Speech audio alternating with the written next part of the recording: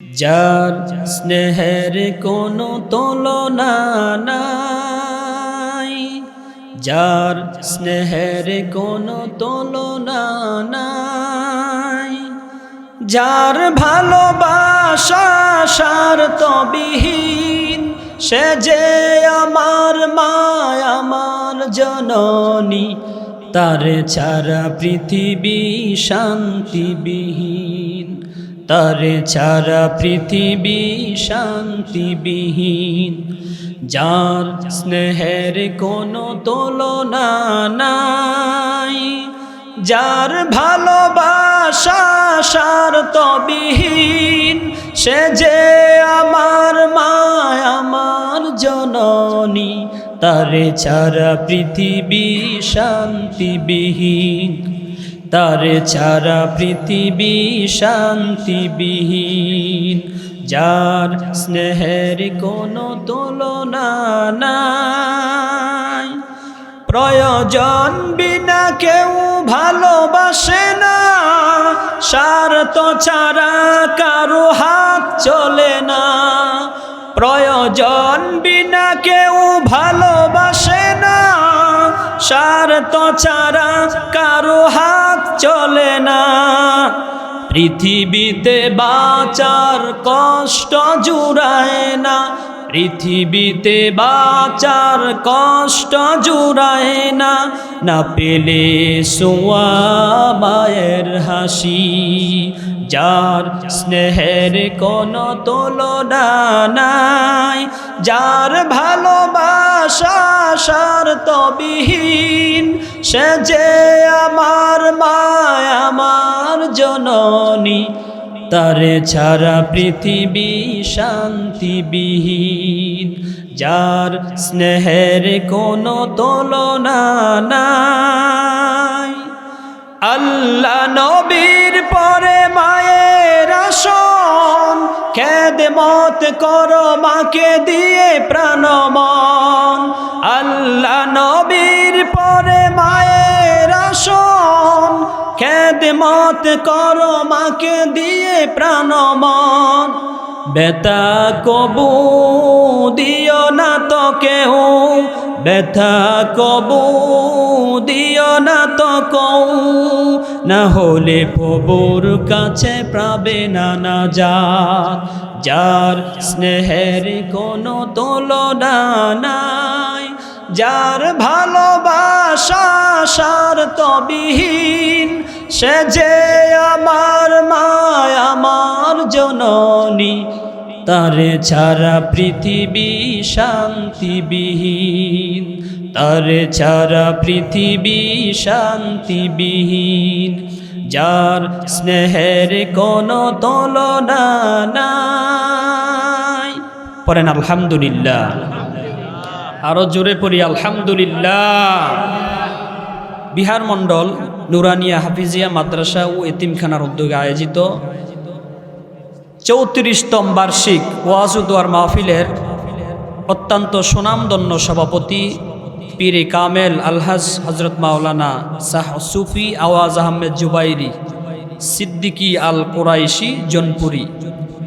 আমরা দোয়া করছি আল্লাহ পাক যেন হুজুরের হায়াতে এবং জবানে বারাকা দান করেন, সকলে পড়ি আমিন। আজকে মাহফিলের প্রধান আলোচক আমার প্রিয় মানুষ, বিশিষ্ট ইসলামী চিন্তাবিদ, আন্তর্জাতিক খ্যাতিসম্পন্ন মুফাসসিরে কোরআন জনাব হজরত মাওলানা কামাল উদ্দিন রাইফুরি সাহেব, প্রিন্সিপাল মদিনাতুল উলুম কওমি মাদ্রাসা ভৈরব। আল্লাহ পাক যেন হুজুরকে সহি সালামতে আমাদের মাহফিল পর্যন্ত আসার তৌফিক দান করেন, সকলে পড়ি আমিন।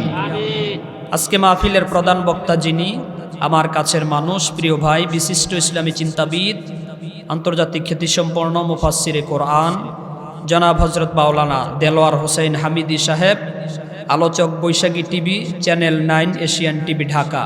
আল্লাহ পাক যেন আমার প্রিয় ভাইকেও আজকের এই মাহফিলে যথাসময়ে আল্লাহ তাআলা যেন এসে পৌঁছিয়ে দেন, আমরা পড়ছি আমিন। কথা বলেছেন আমার আগে আলহাজ হজরত মাওলানা রমিজউদ্দিন সাহেব, সাবেক শিক্ষক, বাগমারা আলিয়া মাদ্রাসা। কথা বলেছেন হজরত মাওলানা নজরুল ইসলাম খতিব, ধনুমিয়া ফকিরবাড়ি জামে মসজিদ। কথা বলেছেন আমার প্রিয় ভাই, একেবারে কাছের মানুষ, মোহাব্বতের ভাই, হযরত মাওলানা হাফেজ মাওলানা মাহদি হাসান খতিব ও প্রধান শিক্ষক অত্র মাদ্রাসা, এবং আমি ক্ষুদ্র মানুষ, এলাম কালাম তেমন নেই, আমাকে আপনারা প্রধান আকর্ষণ হিসেবে রেখেছেন। এজন্য আপনাদেরকে আমি অন্তরের অন্তঃস্থল থেকে শুভেচ্ছা ও অভিনন্দন জানাচ্ছি। আবারও আমি আপনাদেরকে হৃদয় নিংড়ানো সালাম দিচ্ছি, সকলে সুন্দর করে জবাব দিবেন। আসসালামু আলাইকুম ওয়া রাহমাতুল্লাহি ওয়া বারাকাতুহু। আজকে এই মাহফিলে আসতে পেরে বসতে পেরে আপনারা খুশি না বেজার? কারা কারা খুশি না হাত তোলেন? আমি বলছি কারা কারা খুশি না হাত তোলেন? অধিকাংশ মানুষ হাত তুলে ফেলছে। এটা হলো খেয়ালের ভুল, বুঝতে পারে নাই। কি বলেন? বুঝতে পারে নাই। সচেতন হয়ে প্রতিটা আলোচকের কথা শুনবেন। আল্লাহ পাক যেন কবুল করুক, সকলে পড়ি আমিন। আমার ভাইয়েরা, মহান আল্লাহ পাকের দরবারে লাখো কোটি শুকুর ও সুজুদ, যে মনিব আমাদেরকে অত্যন্ত মায়া করে, দয়া করে, মেহেরবানি করে, করুণা করে সমাজের অসংখ্য লোক থেকে যাচাই এবং বাছাই করে আজকের এই জান্নাতের বাগানে আমাদেরকে আসার জন্য, বসার জন্য সুযোগ করে দিলেন। এজন্য আমরা আবারও পড়ছি আলহামদুলিল্লাহ।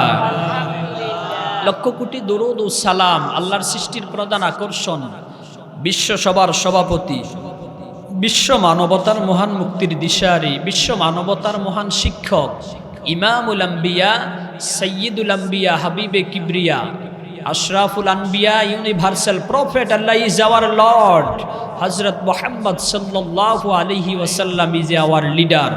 সকলে পড়ি সাল্লাল্লাহু আলাইহি ওয়াসাল্লাম। আমার ভাইয়েরা, তাহলে আপনারা খুশি তো? যদি হয়ে থাকেন খুশি, আওয়াজ হবে বেশি, চিৎকার করে পড়েন আল্লাহু আকবার। আলহামদুলিল্লাহি হামদান কাসীরান, আলহামদুলিল্লাহ, আলহামদুলিল্লাহি হামদান কাসীরান তাইয়িবান মুবারাকান ফীহি ইয়া রাব্বি লাকাল হামদু কামা ইয়ানবাগি লিজালালি ওয়াজহিক ওয়া আযীমি সুলতানিক। লাকাল হামদু বিল ঈমান, লাকাল হামদু বিল ইসলাম, লাকাল হামদু বিল কুরআন। প্রশংসা করলাম কার? খুশি হয়েছেন কে? বেজার হয়েছেন কে? আমরা চাই আল্লাহ খুশি হোক আর শয়তান কি থাকুক? বেজার থাকুক। আমার ভাইয়েরা, চলুন আমরা সরাসরি আলোচনায় ঢুকে যাই। আমি আপনাদের খেদমতে পবিত্র কোরআনুল কারীমের 114টা সূরার মধ্যে হতে সিরিয়াল নাম্বার হিসাবে 17 নম্বর সূরা, 15 নম্বর পারা, 3 নম্বর পৃষ্ঠা। এই সূরাটার নাম হলো সূরা বনী ইসরাইল। এই সূরাটার আরেকটা নাম আছে সূরা ইসরা। এই সূরার সর্বমোট আয়াত হলো 111টি, রুকু হলো 12টি। আল্লাহর হাবিব মুহাম্মদুর রাসূলুল্লাহ সাল্লাল্লাহু আলাইহি ওয়াসাল্লামের মাক্কি জীবনে সূরাটা নাজিল হয়েছে।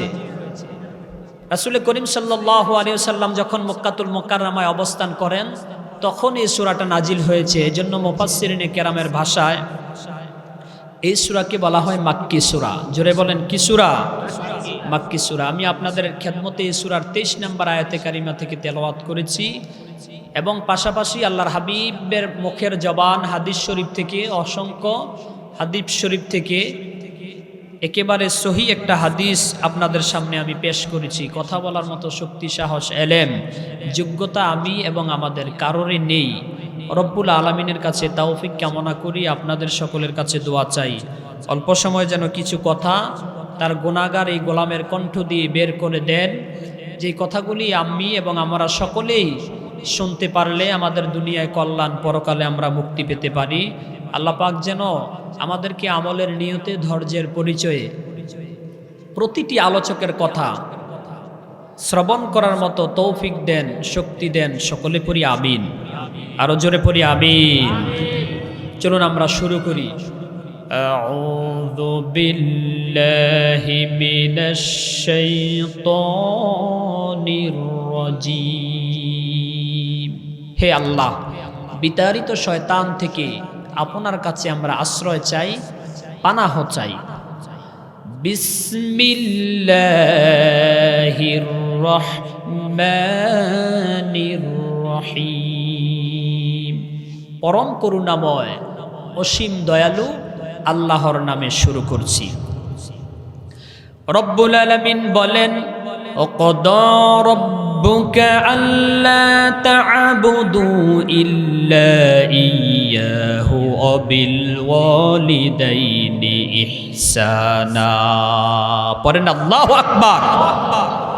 আল্লাহ পাক রব্বুল আলামিন বললেন, তোমরা আল্লাহ ছাড়া অন্য কারোর ইবাদত করো না, অন্য কারোর দাসত্ব করো না, অন্য কারোর গোলামি করো না। গোলামি করতে হবে একজনের। জোরে বলেন তিনি কে? আরো জোরে বলেন তিনি কে? আমার ভাইয়েরা, আল্লাহ বললেন একমাত্র শুধুমাত্র কেবলমাত্র আমি আল্লাহর ইবাদত করবা, আমি আল্লাহর গোলামি করবা, দাসত্ব করবা। আল্লাহর গোলামি ছাড়া অন্য কারোর গোলামি করা যাবে না, দাসত্ব করা যাবে না। এই হুকুমটা যিনি করেছেন, এই কথাটা যিনি বলেছেন, জুড়ে বলেন তিনি কে? এজন্য আমার ভাইয়ের, আমরা হচ্ছি আল্লাহর গোলাম। এই পৃথিবীতে রব্বুল আলামিন আমাদেরকে গোলাম বানিয়ে পাঠিয়েছেন। আমার ভাইয়েরা, গোলামের দায়িত্ব হলো তার রবের ইবাদত করা। গোলামের দায়িত্ব কি? গোলামের দায়িত্ব হলো তার রবের ইবাদত করা।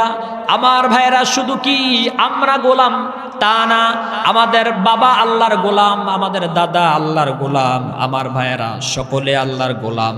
এই জন্য আমরা হচ্ছি গোলামের ঘরের গোলাম। জোরে বলেন কি? আমরা হচ্ছি গোলামের ঘরের গোলাম, বান্দির ঘরের গোলাম। আমার মাও আল্লাহর গোলাম, আমার মায়েরাও কার গোলাম? আল্লাহর গোলাম। এজন্য আমার ভাইয়েরা, আল্লাহ বললেন একমাত্র আমি আল্লাহর গোলামি ছাড়া, ইবাদত ছাড়া অন্য কারোর ইবাদত করো না। দায়িত্ব হলো আল্লাহর গোলামি করা, আল্লাহর দাসত্ব করা, এক আল্লাহর গোলামি করা। জোরে বলেন, এক আল্লাহর কি করা? গোলামি করা। আমার ভাইয়েরা, এই গোলামি করার জন্য রব্বুল আলামিন আমাদেরকে পৃথিবীতে পাঠিয়েছেন। পড়েন সুবহানাল্লাহ। পবিত্র কোরআনুল কারীমের 51 নম্বর সূরা, 27 নম্বর পারা, 2 নম্বর পৃষ্ঠা, সূরা জারিয়াতের 56 নম্বর আয়াত। রব্বুল আলামিন বলেন, ওয়ামা খালাকুতুল জিন্না ওয়াল ইনসা ইল্লা লিয়াবুদুন। পড়েন আল্লাহু আকবার। আল্লাহ পাক রব্বুল আলামিন বলছেন, মানুষ এবং জিনকে সৃষ্টি করেছি একমাত্র কেবলমাত্র শুধুমাত্র আমি আল্লাহর গোলামি করার জন্য। সুবহানাল্লাহ পড়েন। এজন্য আমার ভাইয়েরা, আমরা আল্লাহর গোলামি করব, আল্লাহর দাসত্ব করব। আল্লাহর গোলামি ছাড়া অন্য কারোর গোলামি করা যাবে না। জোরে বলেন যাবে নাকি? কারণ পাঠাইছে আল্লাহর গোলামি করার জন্য। সুবহানাল্লাহ পড়েন। আমার ভাইয়েরা, কিন্তু দুঃখজনক হলেও সত্য, আমাদের দেশের একদল মানুষ আছে, একদল মুসলমান, নামদারি মুসলমান আছে আমার ভাইয়েরা, আল্লাহর গোলামি বাদ দিয়ে, আল্লাহর দাসত্ব বাদ দিয়ে তারা মাজারে দৌড়ায়, দরগায় দৌড়ায়। আছে না নাই? জোরে বলেন আছে না নাই? চোখের সামনে মসজিদগুলি তারা দেখেও পিছ কেটে যায়। আমার ভাইয়েরা, মসজিদে সেজদা দিতে চায় না, মসজিদে আসতে চায় না, কিন্তু মাজার পেলে সেজদা দিয়ে লইয়া পড়ে। এরকম মুসলমান বাংলার জমিনে আছে না নাই? আমার ভাইয়েরা, সাবধান করে দেই, এই শিরকি কাজের সাথে মুসলমানদের কোনো সম্পর্ক থাকতে পারে না আমার ভাইরা। কারণ আমাদেরকে পাঠাইছে আল্লাহর গোলামি করার জন্য, অন্য কারোর গোলামি করার জন্য আমাদেরকে পাঠায়। আমার ভাইরা, এখন গোলামি যে আপনি করবেন, প্রতিটা কাজের একটা সময় সীমা আছে। আমরা যদি বলি আল্লাহ আপনি বলেছেন আপনার গোলামি করার জন্য, দাসত্ব করার জন্য, আমরা আপনার কতদিন আপনার গোলামি করব? আল্লাহ তাও পবিত্র কোরআনুল কারিমে উঠাইয়া দিয়েছেন। পবিত্র কোরআনুল কারিমের 15 নম্বর সূরা, 14 নম্বর পারা, 6 নম্বর পৃষ্ঠা, সূরা হিজরের 99 নম্বর আয়াতে আল্লাহ তাআলা বলছেন, ওয়াবুদু রাব্বাকা হাত্তা ইয়াতিয়াকাল ইয়াকিন। কতদিন তোমরা গোলামি করবা? আমার ভাইয়েরা, আল্লাহ পাক রব্বুল আলামিন বলেছেন, মালাকুল মউত তোমাদের কাছে আসার আগ পর্যন্ত, মৃত্যু তোমাদের কাছে আসার আগ পর্যন্ত তোমরা আল্লাহর গোলামি চালিয়ে যাইবা। সুবহানাল্লাহ পড়েন। আমার ভাইয়েরা, মালাকুল মউত আমাদের কাছে আসার আগ পর্যন্ত, অর্থাৎ মানুষের, প্রতিটা মানুষের মৃত্যু হওয়া আগ পর্যন্ত প্রতিটা মানুষ আল্লাহর গোলামি করতে হবে। কথা যিনি বলেছেন, জোরে বলেন তিনি কে? আরো জোরে বলেন তিনি কে? এজন্য আমার ভাইয়েরা ইবাদত যে আপনি করবেন মৃত্যু পর্যন্ত, আমার ভাইয়েরা প্রথমে আল্লাহ বললেন সূরা জারিয়াতের 56 নম্বর আয়াতে বললেন মানুষ এবং জিনকে সৃষ্টি করেছি আমার ইবাদত করার জন্য। আমার ভাইয়েরা তারপরে আল্লাহ পাক রব্বুল আলামিন বলেছেন যে মৃত্যু আসার আগ পর্যন্ত, মৃত্যু তোমাদের কাছে আসা পর্যন্ত এই আমার ইবাদত চালিয়ে যেতে হবে। আমার ভাইয়েরা ভালো করে শুনেন, ইবাদত যে আমরা করব কিন্তু ইবাদতের মধ্যে শিরকি করা যাবে না। আমার ভাইয়েরা শিরকি ইবাদত করা যাবে না। এজন্য আমার ভাইয়েরা দুইটা কাজ যদি কেউ করে, শিরক মুক্ত ঈমান যদি আনে আর বেদাত মুক্ত আমল যদি করে, তাকে জান্নাতে ঢুকাইয়া দিবেন একজন। জোরে বলেন তিনি কে? আরো জোরে বলেন তিনি কে? আমার ভাইয়ের আল্লাহ বলেছেন খবরদার সাবধান, ইবাদত করবা কিন্তু শিরকি ইবাদতের সাথে আমি আল্লাহর সাথে অন্য কাউকে অংশীদার সাব্যস্ত করা যাবে না, আমি আল্লাহর সাথে শিরক করা যাবে না। পবিত্র কোরআনুল কারীমের 4 নম্বর সূরা 5 নম্বর পারা 3 নম্বর পৃষ্ঠা সূরা আন-নিসা 36 নম্বর আয়াতে রব্বুল আলামিন বললেন ওয়া'বুদুল্লাহা ওয়া লা তুশরিকু বিহি শাইআ। বলেন আল্লাহু আকবার। আল্লাহ বলছেন তোমরা সবাই আল্লাহর ইবাদত করো, আল্লাহর সাথে কাউকে শরীক করো না। কথা যিনি বলেছেন জোরে বলেন তিনি কে? খবরদার সাবধান, ইবাদত করবা আমি আল্লাহর, কিন্তু আমি আল্লাহর ইবাদতের সাথে অন্য কারোকে ডাকা যাবে না, শিরকি ইবাদত করা যাবে না, শরীক করা যাবে না। কারণ আমি আল্লাহ হলো একজন। আল্লাহ কয়জন? কুল হু আল্লাহু আহাদ। আল্লাহ কয়জন? এজন্য আমার ভাইয়েরা এক আল্লাহর অনুসরণ করতে হবে, এক আল্লাহর গোলামি করতে হবে, দাসত্ব করতে হবে, ইবাদত করতে হবে। আল্লাহর সাথে কাউকে শরীক করা যাবে না। আমরা যদি বলি আল্লাহ আপনার সাথে শরীক করলে কি হবে, আমরা যদি জানতে চাই কোরআনুল কারীম চমৎকার ভাবে জবাব দিয়ে দেন। আমার ভাইয়েরা পবিত্র কোরআনুল কারীমের 5 নম্বর সূরা 6 নম্বর পারা 19 নম্বর পৃষ্ঠা সূরা মায়েদা 72 নম্বর আয়াতে রব্বুল আলামিন বললেন ইন্নাহু মাইয়ুশরিকি বিল্লাহি ফাকাদ হারামাল্লাহু আলাইহিল জান্নাতা ওয়া মাওয়াহুন নার ওয়া মা লিয-যালিমিনা মিন আনসার। পড়েন আল্লাহু আকবার। আল্লাহ তাআলা বলছেন যে ব্যক্তি আমি আল্লাহর সাথে কাউকে শরীক করে, যে ব্যক্তি আমি আল্লাহর সাথে কাউকে শরীক করে তার উপরে আমি আল্লাহর জান্নাত হারাম। নাউজুবিল্লাহ পড়েন। আল্লাহর সাথে যে ব্যক্তি শরীক করবে তার উপরে আল্লাহর জান্নাত কি? হারাম। কোথায় সেটা? পবিত্র কোরআনুল কারীমের 5 নম্বর সূরা 6 নম্বর পারা 19 নম্বর পৃষ্ঠা সূরা মায়েদার 72 নম্বর আয়াতে আল্লাহ তাআলা চমৎকার করে বললেন, এবং তারপরের অংশে আল্লাহ তাআলা বললেন ওয়া মা লিয-যালিমিনা মিন আনসার, এবং ওই জালেমদের কোনো সাহায্যকারী নেই। কথা যিনি বলেছেন জোরে বলেন তিনি কে? আরো জোরে বলেন তিনি কে? এজন্য আমার ভাইয়েরা ওই আল্লাহর সাথে কাউকে শরীক করা যাবে না। শরীক যদি করা হয় তাহলে আল্লাহ নিজে বলেছেন তার জন্য আমি আল্লাহর জান্নাত হারাম। কি বলেছেন? আল্লাহর জান্নাত হারাম। এজন্য আমার ভাইয়েরা আমরা শরীক করব না, ইবাদত করব একজনের। জোরে বলেন তিনি কে? এজন্য রব্বুল আলামিন বললেন ওয়াকাদা রাব্বুকা আল্লা তা'বুদু ইল্লা ইয়্যাহু ওয়া বিল ওয়ালিদাইনি ইহসানা। পড়েন আল্লাহু আকবার। এজন্য আল্লাহ বললেন আমি আল্লাহর ইবাদত করবা, আমি আল্লাহর গোলামি করবা।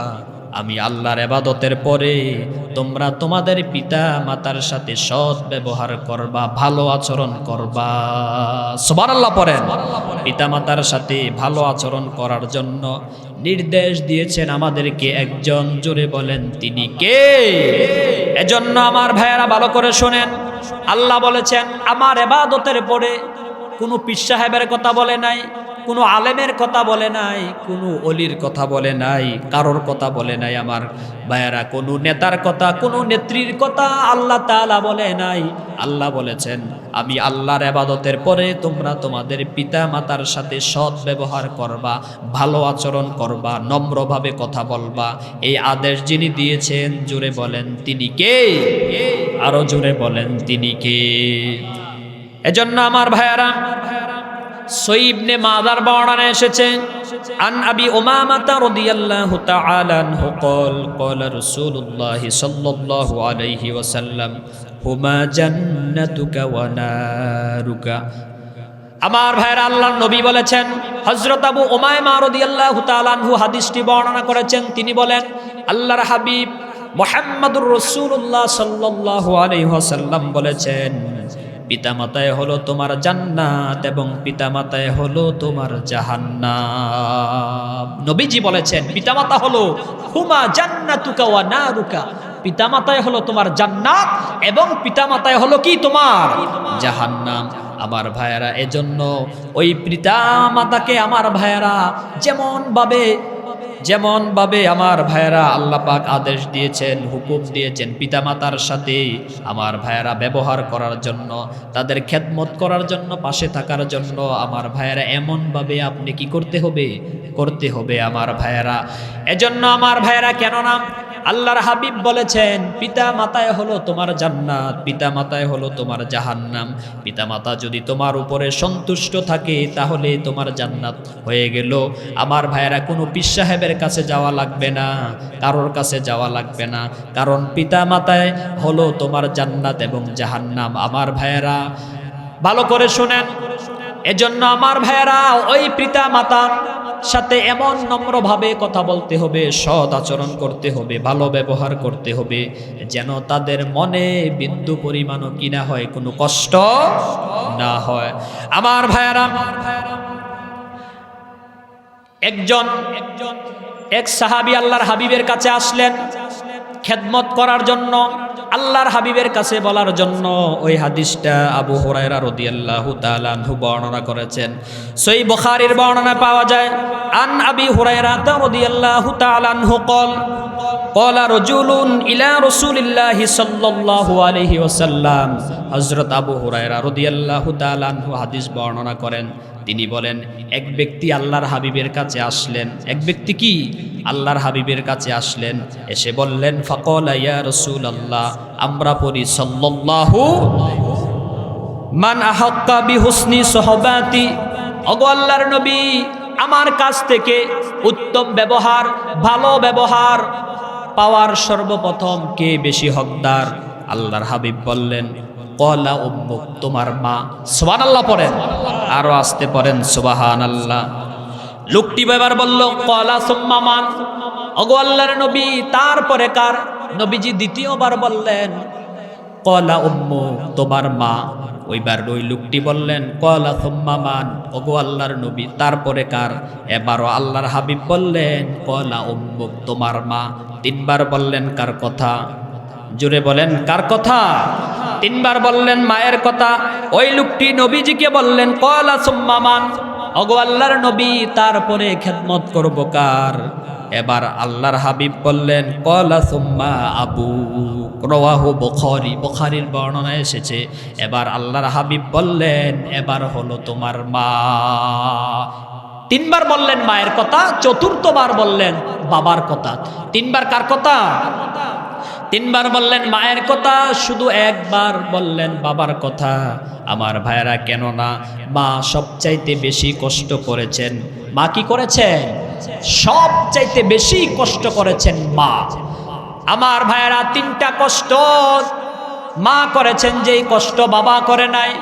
আমার ভাইয়েরা একজন মা সন্তানকে গর্ভে ধারণ করেছে, আবার ভাইয়েরা তারপরে প্রসবের বেদনা সহ্য করেছেন, তারপরে আমার ভাইয়েরা সন্তানকে 2 বছর পর্যন্ত দুধ পান করাইয়াছেন। সুবহানাল্লাহ পড়েন। এই কষ্টগুলি বাবা করে নাই, করেছেন কে?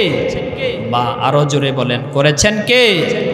এজন্য আমার ভাইয়েরা মায়ের কথা বললেন 3 বার, বাবার কথা বললেন 1 বার। এজন্য আমার ভাইয়েরা, মা হলো পৃথিবীর আল্লাহর পক্ষ থেকে, মা হলো পৃথিবীর শ্রেষ্ঠ নেয়ামত। সুবহানাল্লাহ পড়েন। ওগো মা তুমি এ ধরনের শ্রেষ্ঠ নেয়ামত, তোমারই পদতলে রয়েছে জান্নাত। ওগো মা তুমি এ ধরনের শ্রেষ্ঠ নেয়ামত, তোমারই পদতলে রয়েছে জান্নাত।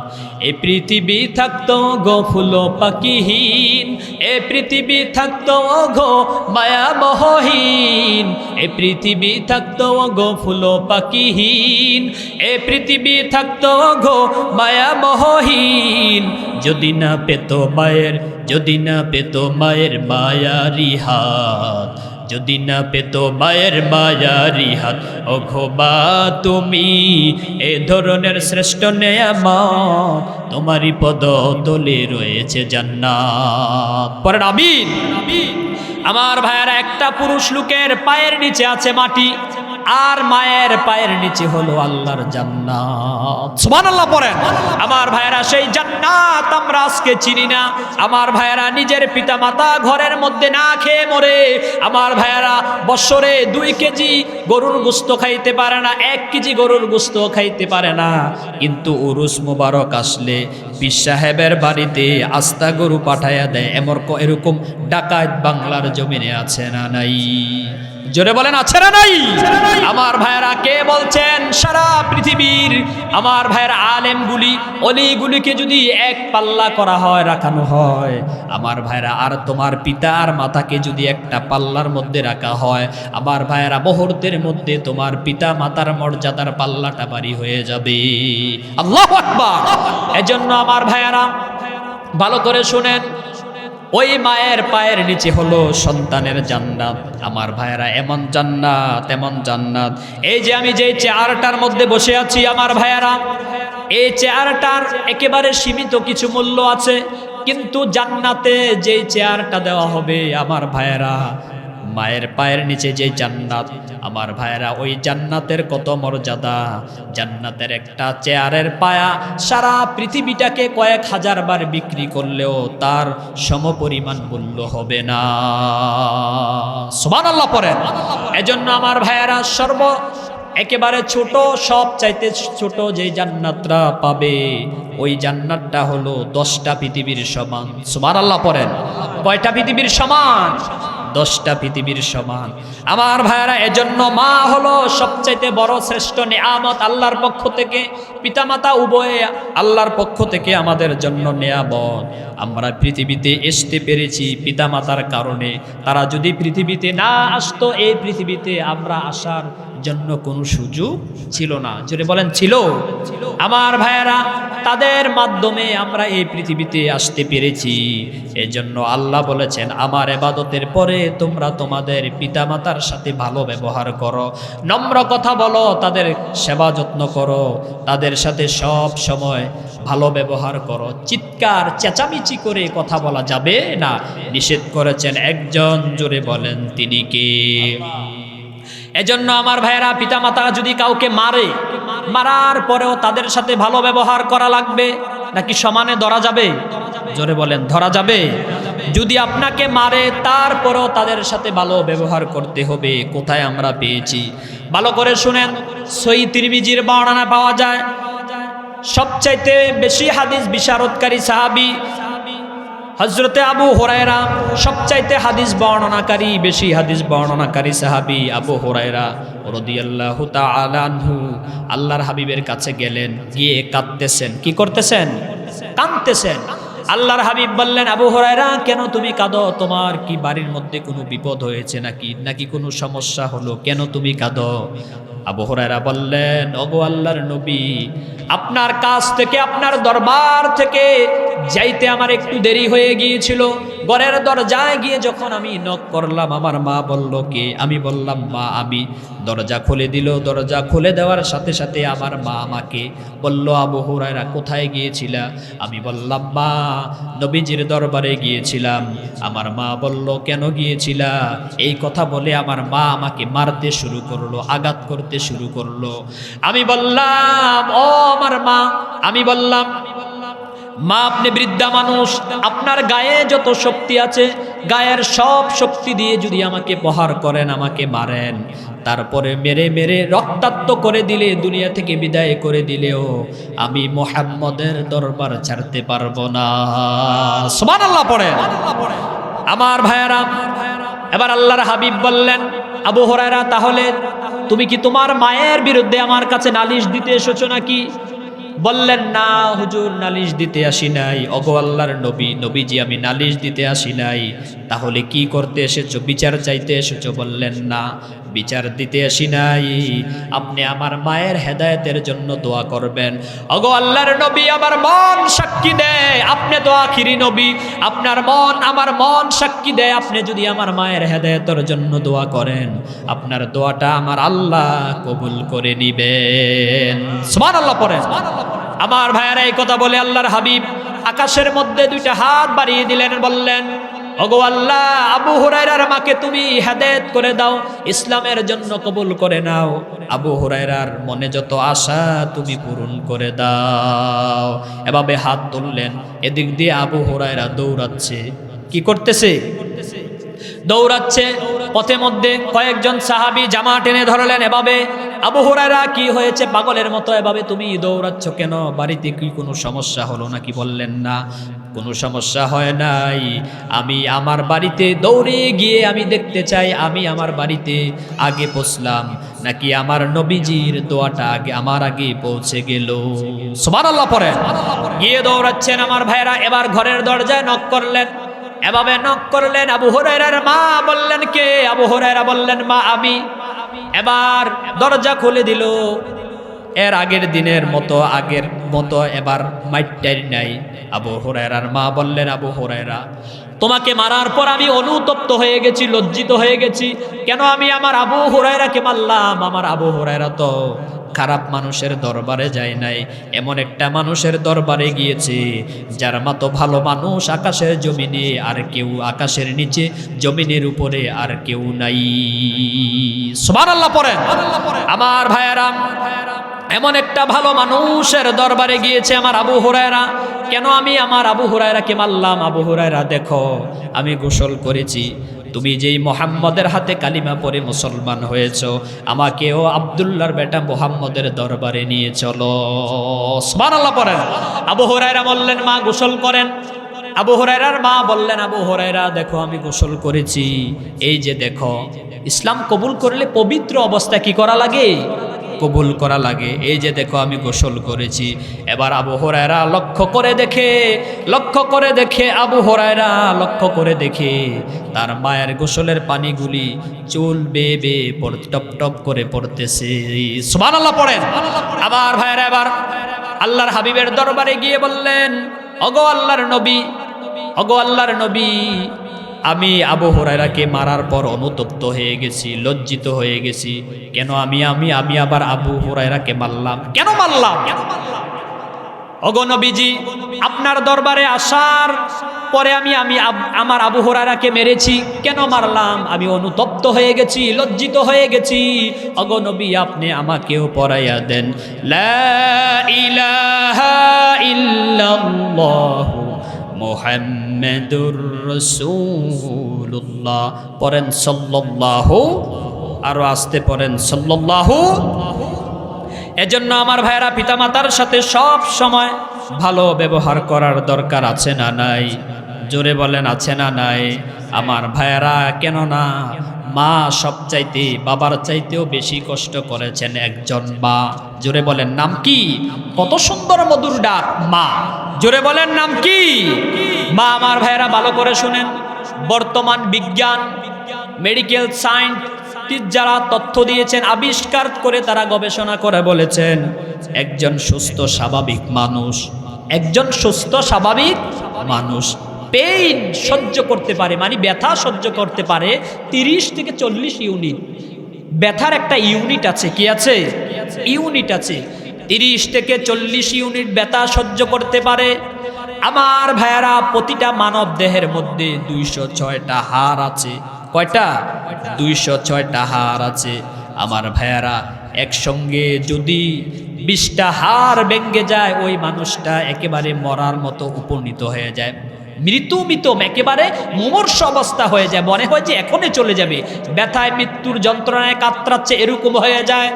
আমার ভাইয়েরা, কিন্তু একজন স্বাভাবিক মানুষ 30 থেকে 40 ইউনিট ব্যথা সহ্য করতে পারে, আর একজন গর্ভধারিণী মা 30 থেকে 40 ইউনিট নয়, আমার ভাইয়েরা ডেলিভারির সময় ব্যথা সহ্য করেছেন, তার ইউনিটের পরিমাণ হলো 55 ইউনিট। আল্লাহু আকবার! 55 ইউনিট ব্যথা সহ্য করেন একজন মা। আমার ভাইয়েরা, ডেলিভারির সময় এমন করুণ অবস্থা হয়, আবার ডেলিভারি করতে যে দুনিয়া থেকে অনেক মা বোন বিদায় হয়ে যায়। আমার ভাইয়েরা, ডাক্তারকে যদি বলা হয়, ডাক্তার যখন বোর্ড বসে রোগীর অবস্থার উপরে ভিত্তি করে, আমার ভাইয়েরা রোগীর গার্ডিয়ানকে বলে রোগীর অবস্থা ভালো না, যদি মা রাখতে হয় তাহলে সন্তান রাখা যাবে না, আর সন্তান যদি রাখা হয় তাহলে মা রাখা যাবে না, এরকম বলে কি বলে না? জোরে বলেন, বলি কি বলে না? আমার ভাইয়েরা, তখন মা কিন্তু, আমার ভাইয়েরা, তার কানে এই কথাগুলির আওয়াজ টিকে আসে, মা যেন বলে আমি চলে যাই, কোনো দুঃখ নাই, আমার সন্তানটা যেন এই পৃথিবীতে আগমন করে। আল্লাহু আকবার! নিজের কথা চিন্তা করে নাই, চিন্তা করে নিজের সন্তানের। আমার ভাইয়েরা, সেই মা বাবাকে আজকে একদল শিক্ষিত নামের কুলাঙ্গার আছে। আমার ভাইয়েরা, যারা মা এবং বাবাকে বৃদ্ধাশ্রমে পাঠাইয়া দেয়, আছে না নাই? এজন্য দিনের শিক্ষা অর্জন করা দরকার। কোরআনের শিক্ষা যার মধ্যে থাকবে, আমার ভাইয়েরা, আপনারা কি শুনেছেন কোন আলেমের মা এবং বাবা বৃদ্ধাশ্রমে আছে? জোরে বলেন, আছে? এরকম কোনো প্রমাণ নাই। আমার ভাইয়েরা, যারা লক্ষ লক্ষ কোটি কোটি অবৈধ টাকা, কোটি বা অবৈধ টাকা, আমার ভাইয়েরা কামাই করে, অবৈধ টাকা, কোটি টাকা, আমার ভাইয়েরা জনগণের টাকা যারা আত্মসাৎ করে, জনগণের টাকাগুলি আমার ভাইয়েরা বিদেশে পাচার করে দেয়, টাকার পাহাড় গড়ে বিদেশের মধ্যে বাড়ি করে, গাড়ি করে, এক পর্যায়ে দেখা যায় মৃত্যুর সময় আমার ভাইয়েরা বৃদ্ধ অবস্থায় থেকে আমার ভাইয়েরা তার স্থান হয় বৃদ্ধাশ্রম। স্থান হয় কোথায়? বৃদ্ধাশ্রম। আবার যখন মৃত্যু হয়ে যায়, বিদেশ থেকে ছেলে মেয়ে কেউ আসে না লাশ নেওয়ার জন্য। এরকম নজির, এরকম প্রমাণ আছে না নাই? জোরে বলেন, আছে না নাই? আমার ভাইয়েরা, এজন্য মা হলো আমার ভাইয়েরা আমার আল্লাহর পক্ষ থেকে পিতামাতা আমাদের জন্য শ্রেষ্ঠ নেয়ামত। শ্রেষ্ঠ কি? নেয়ামত। আমার ভাইয়েরা, এই নেয়ামত আমরা পেয়েছি। বিশেষ করে মায়ের ঋণ কোনোদিন কি করা যাবে না, শোধ করা যাবে। কোন মাটিতে তৈরি রে তুই মা, কোন মাটিতে তৈরি রে তুই মা, কত কষ্ট দিলাম তোরে আমি সারা জীবন ভরে, অবুঝ ছেলে বলে তবু করলি রে ক্ষমা। কোন মাটিতে তৈরি রে তুই মা, মাটির মতো সহ্য করার প্রবল ক্ষমতা, তবুও তোর ঠোঁটে ঝরে মায়ের মমতা। দিন ভুবনের স্বর্গ শুধু, দিন ভুবনের স্বর্গ শুধু, তুমি তো আমার মা। অবুঝ ছেলে বলে তবু করলি রে ক্ষমা, অবুঝ ছেলে বলে তবু করলি রে ক্ষমা। কোন মাটিতে তৈরি রে তুই মা। পড়েন আমিন। আমার ভাইয়েরা, এজন্য আমার ভাইয়েরা, মা বাবার মনে কষ্ট দেওয়া যাবে না, দুঃখ দেওয়া যাবে না। যদি দেও, মৃত্যুর সময় কালিমা হবে না। তার প্রমাণ আল্লাহর হাবিবের একজন প্রিয় সাহাবী ছিল, নাম হলো হযরতে আলকামা রাদিয়াল্লাহু তাআলা আনহু। মৃত্যুর শয্যা যখন হয়ে গেল, আবার ভাইয়েরা পাশে বসে কয়েকজন সাহাবীরা কালিমার তারকিল দিচ্ছেন, কালিমা আসতেছে না। সাহাবীদের মুখ থেকে মৃত্যুর সময় অটোমেটিকভাবে কালিমা আসার কথা, কিন্তু কালিমা আসতেছে না। খবরটা আল্লাহর হাবিব নবীজি সাল্লাল্লাহু আলাইহি ওয়াসাল্লামের কাছে বলা হলো। নবীজি হযরত বেলালকে পাঠালেন, যাও বেলাল গিয়ে দেখো আলকামার মা এবং বাবা কেউ বেঁচে আছে নাকি। খবর নিয়ে দেখলেন আলকামার মা বেঁচে আছে। আল্লাহর নবী আসলেন, বললেন, আপনার আলকামা কি আপনার মনে কোনো দুঃখ দিয়েছে নাকি, কষ্ট দিয়েছে নাকি? বললেন নবীজি, এই কথা বলার পর আলকামার মা কেঁদে ফেললেন।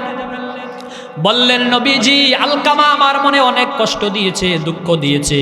আল্লাহর হাবিব বললেন, আপনি আলকামাকে মাফ করে দেন। আলকামার মুখ দিয়ে কালিমা আসছে না, মাফ করে দেন।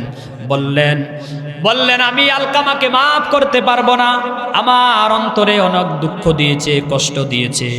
সারা জীবন আমার কথা শুনে নাই, নিজের বউয়ের কথা, স্ত্রীর কথা শুনছে। এজন্য স্ত্রীর কথাও শুনতে হবে, মায়ের কথাও শুনতে হবে। উভয়কে উভয়ভাবে যার যার মর্যাদা হারে তাকে কি করতে হবে, তাকে দেখতে হবে, যার যার মর্যাদা তাকে দিতে হবে। আমার ভাইয়েরা, আল্লাহর হাবিব বললেন আপনি আলকামাকে মাফ করে দেন। বললেন আমি মাফ করব না। এবার আল্লাহর হাবিব বললেন, তাহলে সাহাবীরা লাকড়ি জোগাড় করো, তেল ডালো, লাকড়ি জোগাড় করো, তেল ঢেলে দাও। আলকামার মা বললেন, লাকড়ি দিয়ে আর তেল দিয়ে কি হবে? এই লাকড়ি এবং তেল দিয়ে আপনার চোখের সামনে আপনার আলকামাকে জ্বালিয়ে পুড়িয়ে দেওয়া হবে। আমার ভাইয়েরা, আপনারা বলেন, মায়ের মনে যত কষ্ট থাকুক, যত জ্বালা যন্ত্রণা থাকুক, কোনো মা এই দুঃখ, এই নিজের চোখের সামনে ছেলেটা চলে যাবে, জ্বলে পুড়ে ছারকার হয়ে যাবে, এটা কেউ মেনে নিতে পারবে? ওই আলকামার মা বললেন, নবীজি আমি আমার আলকামাকে মাফ করে দিলাম। সুবহানাল্লাহ পড়েন। তখন মাফ করে দিল। এবার আলকামা পড়তে শুরু করলো, লা ইলাহা ইল্লাল্লাহু মুহাম্মাদুর রাসূলুল্লাহ সাল্লাল্লাহু। এজন্য আমার ভাইয়ারা, দিন চলে যাবে, বছর চলে যাবে, মাস চলে যাবে, মা বাবা যাদের চলে গেছে, পিতা মাতা যাদের চলে গেছে, দিনের পর দিন চলে যাবে, মাসের পর মাস চলে যাবে, ওই মা বাবা আর কোনো দিন ফিরে আসবে? দিন চলে যায়, মাস চলে যায়, কত চেয়ে থাকি মা তোমার আশায়। দিন চলে যায়, মাস চলে যায়, কত চেয়ে থাকি মা তোমার আশায়। মায়া মমতা দিয়ে বড় করেছ, ব্যথা বেদনা বা তুমি সবে সয়েছ, তোমার তুলনা মা কেউ হবে না। মা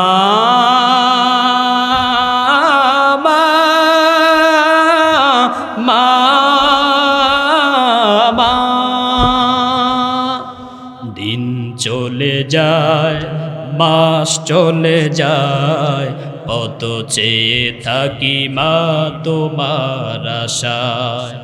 তোমার স্মৃতি মাগো মনে হলে, দু চোখের স্মৃতি হৃদয় জ্বলে। শৈব মাগো আমি কেমন করে, শৈব মাগো আমি কেমন করে, হারানো সেই বেদনা। মা